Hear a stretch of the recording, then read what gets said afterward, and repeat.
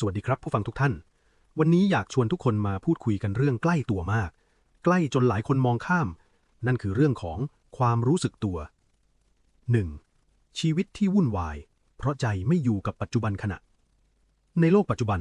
เราตื่นมาก็รีบทำงานก็รีบกินข้าวก็รีบแม้แต่พักผ่อนใจก็ยังไม่พักกายอยู่ที่หนึ่งแต่ใจกลับไปอยู่อีกที่หนึ่งบางทีก็ไปอยู่กับเรื่องอดีตบางทีก็วิ่งไปกังวลกับอนาคตพระพุทธเจ้าตรัสไว้ว่าใจที่ไม่ได้รับการฝึกย่อมนำทุกข์มาให้ตนเองความวุ่นวายที่แท้จริงจึงไม่ใช่เพราะงานเยอะไม่ใช่เพราะโลกเปลี่ยนเร็วแต่เพราะใจเผลอหลงอยู่ตลอดเวลา 2. ความรู้สึกตัวคืออะไรตามพุทธศาสนาในทางพุทธศาสนาความรู้สึกตัวเรียกว่าสติสติไม่ใช่การบังคับใจให้นิ่งไม่ใช่การหนีปัญหาแต่คือรู้ตามความเป็นจริงรู้ว่ากำลังคิดก็แค่รู้ว่ากำลังกังวลก็แค่รู้ว่ากำลังเหนื่อยก็แค่รู้ไม่ต้องผลักไซไม่ต้องดึงไว้ไม่ต้องตัดสินว่าดีหรือไม่ดีพระพุทธเจ้าสอนว่าเมื่อมีสติความหลงย่อมไม่ครอบงำทันทีที่เรารู้สึกตัว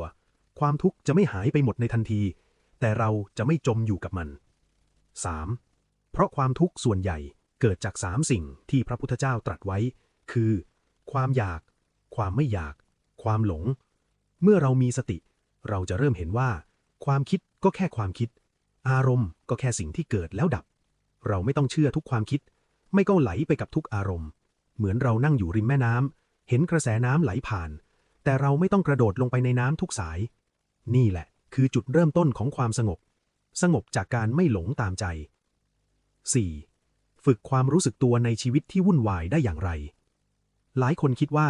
ต้องรอให้ว่างต้องไปวัดต้องนั่งสมาธินานๆแต่พระพุทธเจ้าสอนว่าธรรมะอยู่ในชีวิตประจำวันเราฝึกสติได้ทันทีเช่นเดินรู้ว่ากำลังเดินกินรู้ว่ากำลังกินหายใจรู้ว่ากำลังหายใจไม่ต้องพิเศษไม่ต้องสมบูรณ์ขอแค่รู้ทันที่ใจเผลอแม้เผลอวันละ100 ครั้งรู้ทันได้สักครั้งนั่นคือความก้าวหน้าแล้ว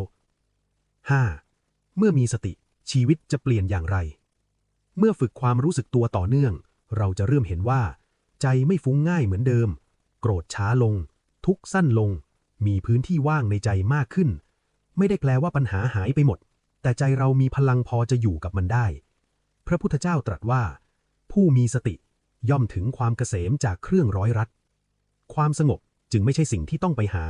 แต่เป็นสิ่งที่ปรากฏขึ้นเองเมื่อใจรู้สึกตัว